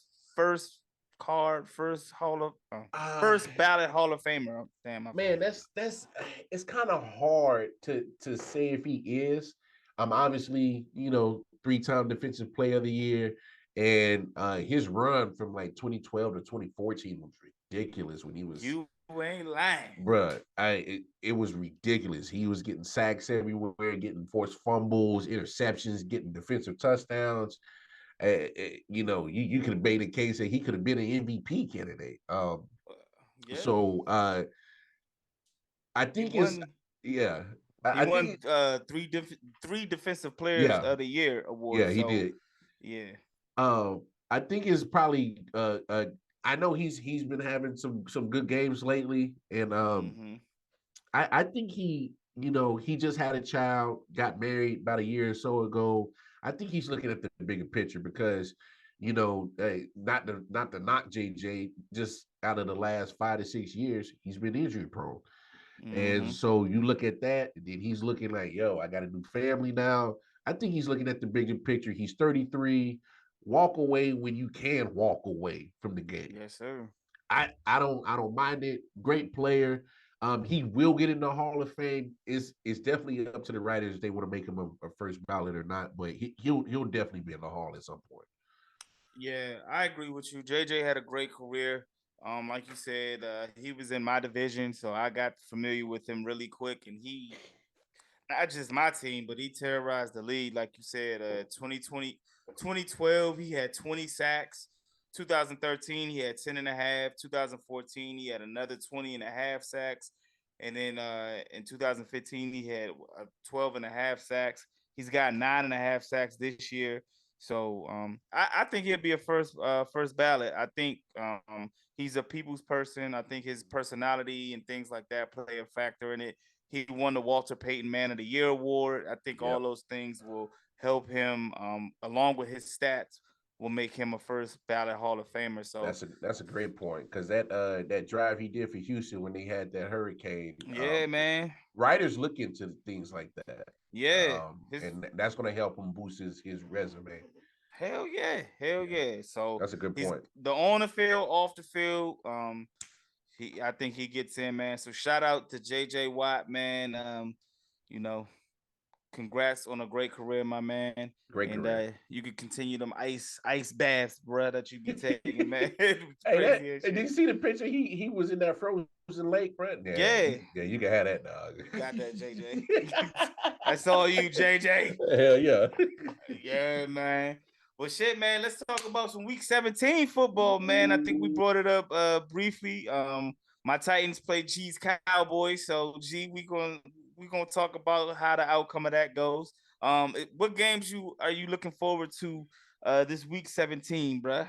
Man, actually, there's a handful of games that got playoff implications on it, man. And this is what I love about the last 2 weeks of the season. Obviously the Dolphins need a win over the Patriots. Patriots need a win over the Dolphins. Patriots are right there, close to that 7th seed. Hey, your Titans, they're right there too. That's an important game. I'm just saying, it's an important game, bro. It's important, bro. Please, man. Please spare me, please. Go ahead, baby. No, that's an important game for sure, right there. Steelers and Ravens, that's an important game, rivalry match. Steelers trying to get closer to that 7th seed. Ravens are trying to get back into the NFC North lead, which is oddly enough, Lamar Jackson probably won't play. I hope he took G's advice, man. G said, "Don't come back, Lamar. Yeah. Stay seated." Stay seated. Oddly enough, Panthers and Buccaneers is a very important game. Obviously, the Panthers already beat the Buccaneers, but Buccaneers got a game lead on the Panthers, and so Panthers need to get this sweep to try to get back into that very trash division of the NFC South, and try to get. And then, of course, Monday night, Bills, Bengals. Yeah. And this is why this game is so important, because if the Bengals win, look at their resume, and they end up with the same record as the Chiefs and Bills, they will be the number 1 seed in the AFC.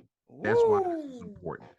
The Bills need to win this game because, first of all, I don't want to see Cincinnati. As a Chiefs fan, I don't want to see them. Like how you said earlier, you don't want to see Georgia. I don't want to see Cincinnati. I don't want that smoke from Cincinnati. Not that Bengals pack. No, I don't need that Bengals pack, because they already took 3 from us in the whole calendar year of 2022. They beat us. They beat us twice in the regular season, in 2 different seasons, and they beat us in the AFC Championship. I don't want to see the Cincinnati Bengals. I don't want to see them stripes. I don't want to see it. I know that's right. But the Bills, they got something to prove too, because Chiefs are same record, even though the Bills got the tiebreaker. But you don't want to get behind Cincinnati. You don't want to get behind Cincinnati or Kansas City. You want that AFC Championship game in Orchard Park, New York. You need it there. But see, man, you do, but Cincinnati is they show they can travel, bruh. It don't matter. They can travel. They can travel in that cold ass weather. And see, G, he's trying. I know G. I told G he could apologize, because G didn't have the Bengals. He didn't want the Bengals to make it back to the playoffs. That's G, you tripping. But the Bengals, bruh, like, I think they can beat Buffalo, man, in Orchard. Man, I'm with the Bengals now, man. They've made me a believer. I was against them for a while, but I like the Cincinnati team, bro. They nice. That's a huge game, man. That's a huge game. And Buffalo, they've been looking a real subpar lately. Yeah. Josh Allen, I don't know if he got an injury to his elbow or not, but they've been looking real like they played the Bears last week. Yeah, and it took him damn near to the third, midway through the third or fourth quarter to even put that game away. Josh Allen was throwing like he was colorblind for a while. He didn't realize who was on his team and shit. He just throwing shit. You know what I'm saying? I said, damn, Josh. So that's gonna be a huge game, man. Yeah. You also get the matchup of two young quarterbacks, Josh Allen, Joe Burrow, who are part of that collection of young quarterbacks that's going to be the next wave of quarterbacks for the NFL. I mean, networks ooze over shit like that, so they're going crazy over that. Oh yeah, they're gonna be drooling. Hey, that's a good matchup, man. Obviously, that one stands out, but just about every game has a little bit of implications to it. I mean, Commanders, you don't want to lose to the Browns. I mean, you want to stay at that 7th. Since you mentioned the Commanders, they went ahead and announced that they're starting Carson Wentz over Taylor Heineke. So they took Heineke out against the 49ers due to him struggling, and they put Wentz in. Wentz went in, took him down the field, scored a touchdown. Yeah, so the Heineke magic kind of flared out, and they're going back with Wentz, so that should be interesting to see how the players receive that. He's got a full arsenal, so maybe Carson, we're going to see. I actually think this is a sneaky game for the Commanders because I think dealing with Deshaun Watson, Nick Chubb and them boys, Amari Cooper, I think, the record doesn't dictate. Like, they're 6-9, but they still got potential to pull off an upset. And Washington is favored by 2. So, yeah, I think that's got upset written all over it. Yeah. But yeah, man, Derek Carr is out. Man, this situation in Vegas about to get real ugly, man. Josh Jacobs expressed his frustrations after the Pittsburgh game. Basically, he was like, "Fuck y'all, I'm tired of being here in with this organization. They don't seem like they know what they're doing. I done did everything I can. I don't know if I'm gonna be here next year." He seems frustrated. Devontae Adams basically said, well, I basically came here because of David Carr. So if y'all are planning not to start him or planning to let him go, then my future here might be done too. So what happens with Derek Carr? And then they said they're saving Derek Carr. They're benching him for his own good so he doesn't get hurt and that they can trade him, explore trade options. Yeah, no. What they, if people really look at it, what they're saying is, Derek Carr, please don't get hurt because if you do, we owe you $30 million. That's what they really meant to say. Okay. So, but look, Raiders do Raider shit, all right? As a Chiefs fan, I find it quite hilarious and funny that they continue to find a way to shoot their own selves in the foot. Look here. Damn. Is David Carr a top 10, top 5 quarterback? No, I would say he's around 15-ish. 15-ish. Yeah, he's on the outskirts. Yeah. But here's the thing. He's going to have just about all your passing records for your franchise. They said he does. Yeah. You gonna let him walk out the door? They're going to try to find a trade partner. Probably Indianapolis. In Indy, probably Indy. Obviously Miami might have to look for a quarterback now. They're gonna try to get Lamar. I think Lamar going home. Yeah. Maybe the Jets. They not so sold on Zach Wilson. They ain't sold on Zach Wilson. I wouldn't be neither. Yeah, I mean, I know he's a good motherfucker, but he ain't no good quarterback. But I mean, I think with Zach Wilson, it's his attitude. I think that's what fucks Zach Wilson up. I think they would be willing to work with him, but this attitude, like he's that cockiness. Yeah, we get rid of you, bro.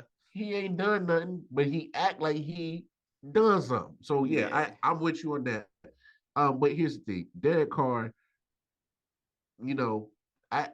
I see him a lot. Obviously, being a Chiefs fan, he can play some football. The only problem is he's stuck on a franchise that shoots themselves in the foot all the time, and he's done his best to try to make them relevant. First of all, let's be honest. Why'd you go get Josh McDaniels? Oh, that's right. You like to hire the sexy names. You went and grabbed John Gruden out of a damn TV booth who ain't coached in 10 years. You gave him a lot of money. Now his slip tongue then got him in trouble and cost y'all some money. In comes Rich Bisaccia, special teams coach. After the fact that Gruden got fired because he couldn't keep his mouth shut. You done dealt with the Henry Ruggs situation. David Arnett on TikTok pointing the AR at the gun saying, I'm gonna kill you. He dealing with that. So Rich Bisaccia still took that team after all that turmoil, took him to the playoffs. Yeah. Why didn't you not re-sign him? Why did you not take the interim tag and make him your head coach? No, because Mark Davis, like his daddy, they like the splashy. They like the flashy shit. So you go out and get Josh McDaniels, who ain't never showed you that he can actually coach, because he got lucky in Denver that one year, but what happened after that? Losing.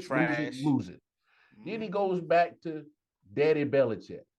Then he gets another opportunity to go coach in Indy. What'd he do? He spurned him. He said, y'all take the job. Nah. I'm going to go back to Daddy Belichick. So now that he finally leaves Daddy Belichick, what'd he do? He took a playoff team and ran them into the ground. And now look, blame needs to go on both. McDaniels, I don't know what happened. You were supposed to be the offensive guy. What happened with the offense? You got offensive pieces. Hello. Now, Jay, I ain't the smartest man in the world, but I know when I got one of the best top 2 wide receivers in the league in Devontae Adams, I think my offense should at least have some kind of spark. Something. Hello. Josh Jacobs has been having one hell of a season. Leading rusher.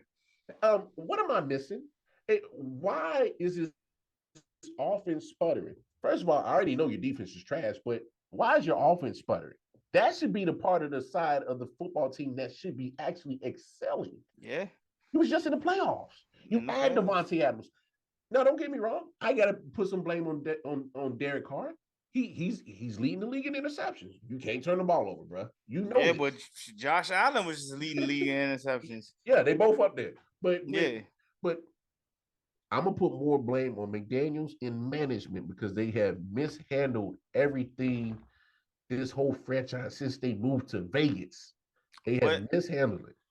And, well, this is the thing. They can't get rid of McDaniels because they got all the money tied up in Gruden. So you can't fire McDaniels. No.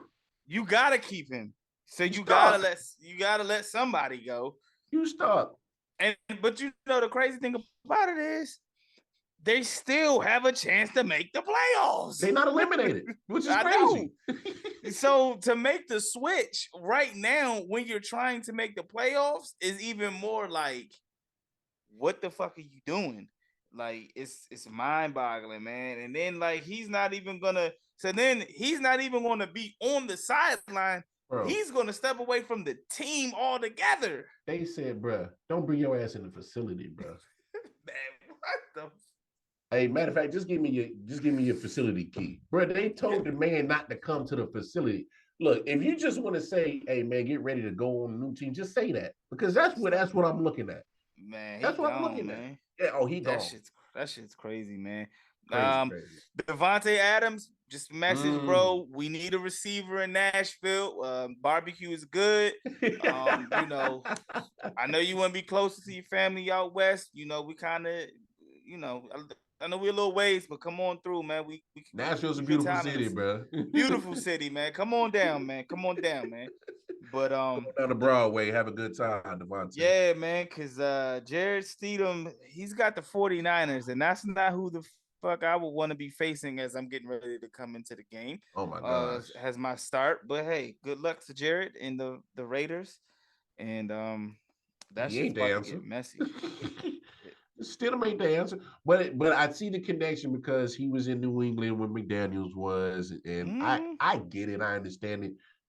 But come on, Derek Carr, he ain't the greatest quarterback, but he's a step above the Stidham. Like, what are we doing? Like, my thing is why are you conceding the season when you ain't eliminated yet. You showing no fight. You showing you some bitches. That's what I see. God damn. I'm just saying, like come on, Jay. You don't quit until you are mathematically eliminated. Yeah. What you quitting for? Because we scared. Yeah, you never know what could happen. You never know what could happen. And speaking of fired coaches, well, one coach did get fired, and he also is in your division too. Nathaniel Hackett. As you mentioned, you was watching the Rams and the Broncos, and I started watching that game. And like you, I was like, I was watching it because I picked the fucking Broncos defense to win. I picked the fucking Broncos defense, bro. So I was like, the Broncos defense have been playing good damn near all year until until y'all played them, a good offense. Jay, they tired balls. The defense tired balls. Man, they tired of carrying that team. They wasn't even tired. They just said, fuck it, we not gonna play. We not showing up. There was no tiredness. They just said, man, we out here for the weather and the weed and the women and the food. We ain't come out here to play. We want to be home. Because they didn't show up. Baker Mayfield looked like he was fucking Pro Bowl. Joe Montana? I mean, they had Baker Mayfield looking like Joe Montana, bro. I just wish I would have got the memo on the message before I picked them motherfuckers up in fantasy football. And I got burned for that shit. I got burned. I lost and everything out the playoffs. So I just want to get your views and your thoughts on Nathaniel Hackett being fired. And I mean, I feel like I've been talking about Russell Wilson all fucking year, man. Like we've been because it's like an eyesore, bro. Is literally like when you think you have just an ounce of hope that Russell Wilson will revert back to the Russell Wilson we know, he digs deeper into whatever the hell he's doing. I mean, pulling pretty much, he's been robbing money from the Broncos. I mean, damn. If I was a defensive player, I'd be mad too. I'm like, yo, I'm about tired of this shit. Like it ain't even the defense. The offense. I mean, it's a clip where he's rolling out and he's Cortland Sutton is on the sideline, like throw me the ball, and he throws it somewhere. And you just see Cortland Sutton is just like pissed. Like, yeah, it's like a lot of players have this like they don't fuck with Russ. And I was listening to Shannon Sharp, and he was just like, bruh, like Russ got his own office and got all this other shit, and he's kind of like separate from. But when I heard that, I'm like, damn, Russ, this is what we doing? Man. Like my thing is like, come on, Russ. Like you won a championship before. You know what it takes to do that. And you can't do it by yourself. It's a 53-man roster. There's 11 guys on defense, 11 guys on offense, and 11 guys on special teams. Like, come on, bro. You can't do it solo. Even when he was in Seattle, I heard Richard Sherman and Marshawn Lynch saying how like certain players ain't have his number, and you had to go through all of this. I don't know if they was joking or if it was a little inside joke or how true that shit was. But after hearing that, I'm like, well, it now makes sense. I felt the same way because when I said when I started hearing the chirp about his time in Seattle, I'm like, nah, Russell, nah. Yeah. And then now you see it unfolding in Denver. I'm like, oh, you the common denominator. Yeah, it might be Russ. Like Russ is starting to become a problem. He's starting to get a little bit too prima donna. I get you got the bad wife, made babies with it. Bravo. That's probably the greatest decision you ever made. Smart move. Yeah. But come on, bro. When it comes to this, when it comes to football, it's the most ultimate team game where everybody has to buy in. And if you're secluding and segregating yourself, come on, man. At the quarterback position, come on. On a new team where you you haven't even earned the respect of your teammates. Yeah, I mean, Jerry Jeudy did come to his defense. You know what I'm saying? Recently on Twitter. Of course, he's a wide receiver. Who gets him the ball? Come on. Who gets him the ball? So, of course he did. Me personally, I don't want to say that I like to see coaches get fired, but I thought Nathaniel Hackett should have been fired before. But I He shouldn't get have it. got the job. Well, that's true too. No, damn that, Jay. You right. Nathaniel Hackett wasn't qualified to get the job. Well, shit, he was more qualified than Jeff Saturday. Well, yeah.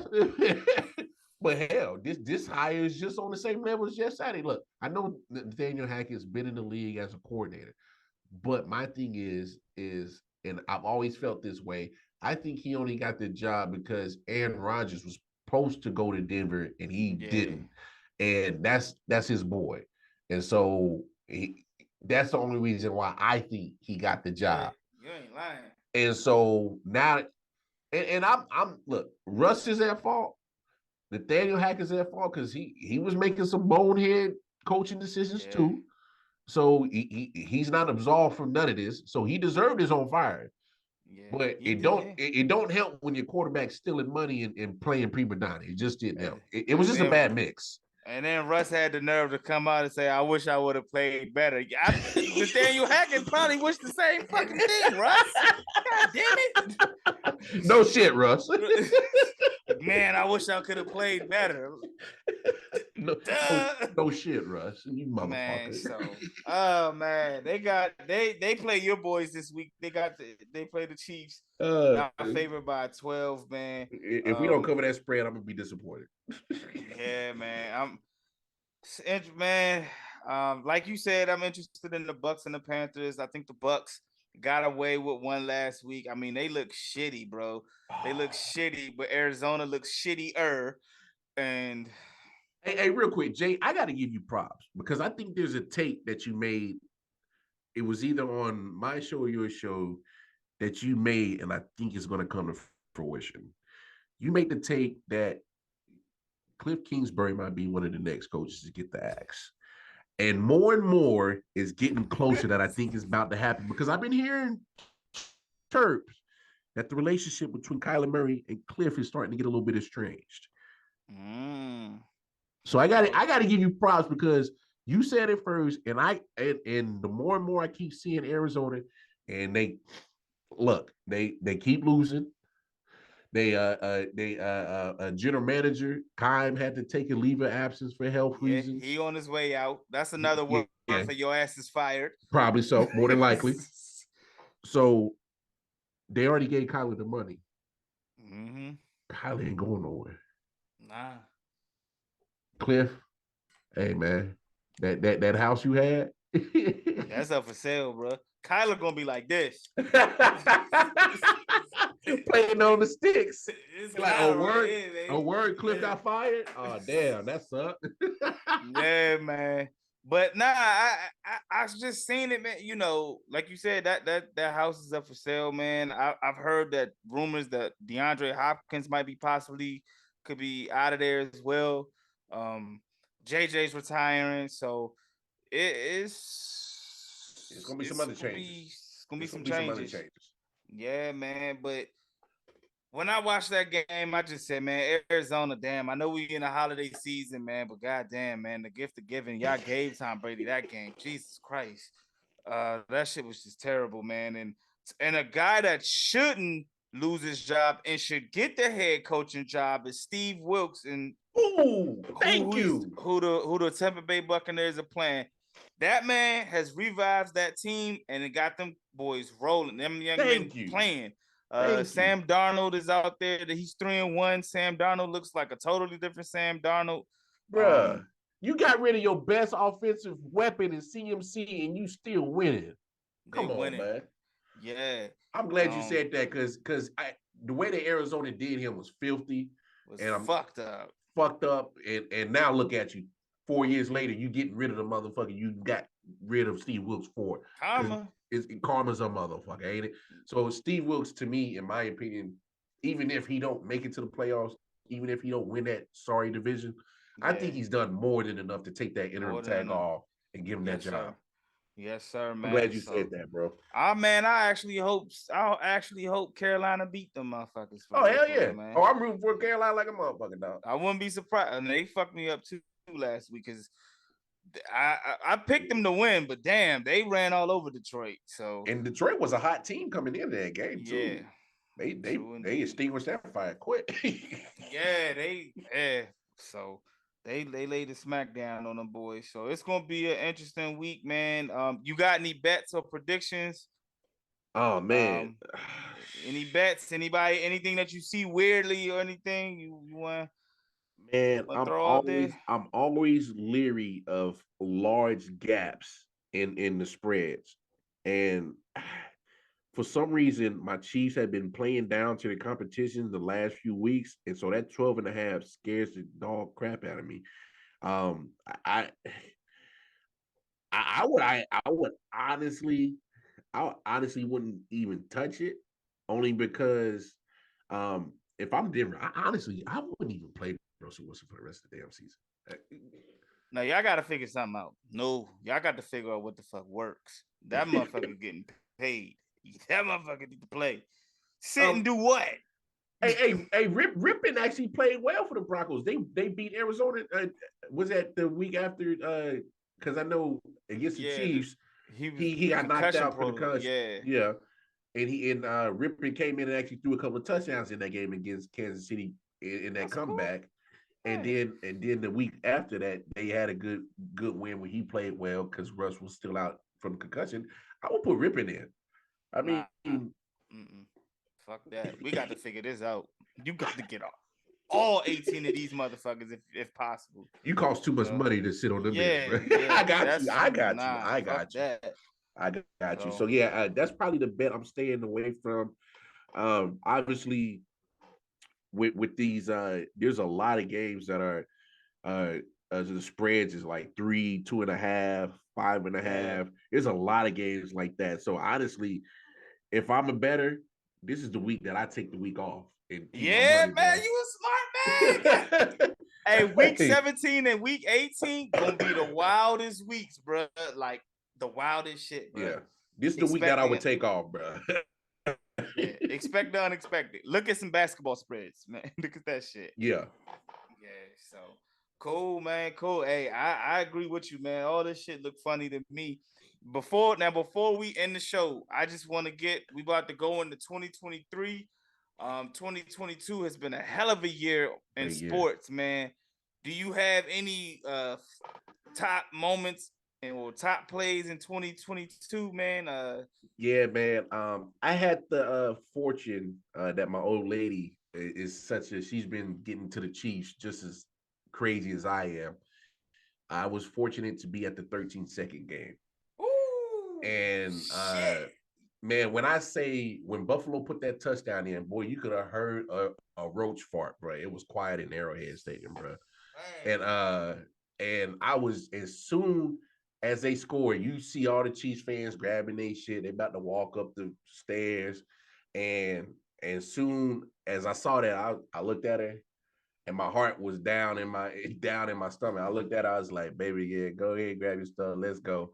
And something told me, like, no, let's just wait the 30 seconds out, because we done spent hella bread coming from Carolina to Kansas City, played for this game. Let's get the full 60 minutes. So next thing I know, they go right down that field, they get the field goal.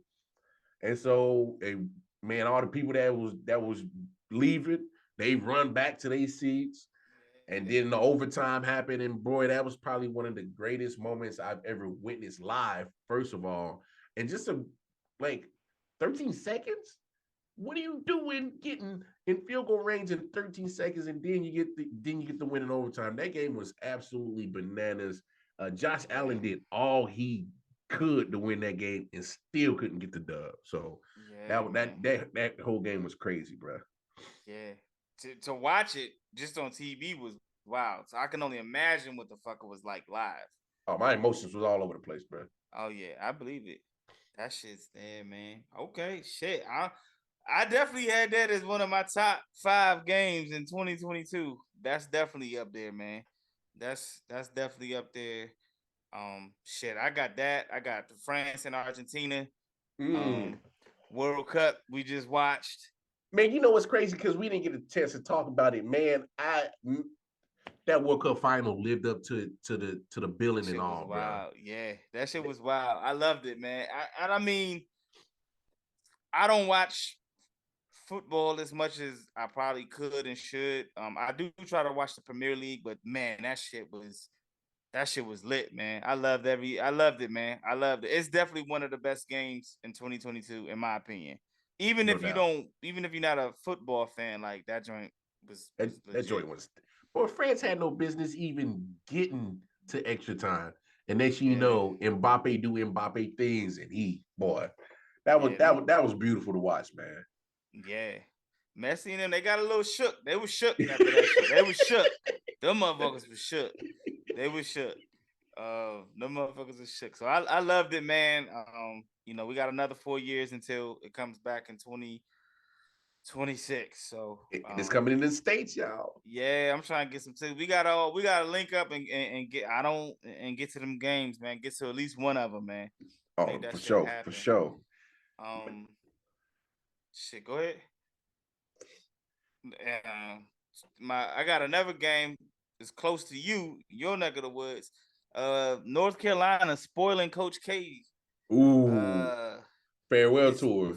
Yeah, the farewell tour, man. They spoiled that shit twice. So I think both of those games was dope, man. Alabama and Tennessee this year, football.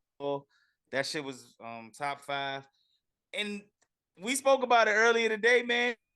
The Mavs and the Knicks when Luka game, man. That shit was wild, man. He made history, man. That made history. Definitely made history. Yeah, James Jones. I'm not hating on them. Bills and Vikings game was one. That was nuts.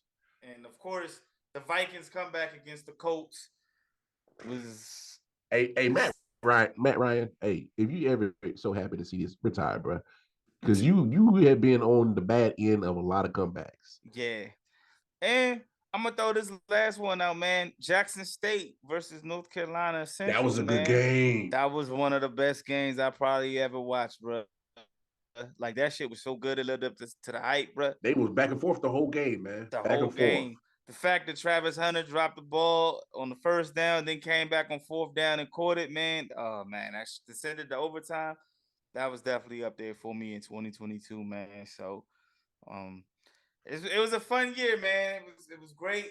We saw a lot of, Serena retired, Coach K retired. Yeah, so we saw a lot of, favorite players leave. So, I'm gonna definitely go onto the group and I'm gonna try to put together top 2022 plays or moments in sports history.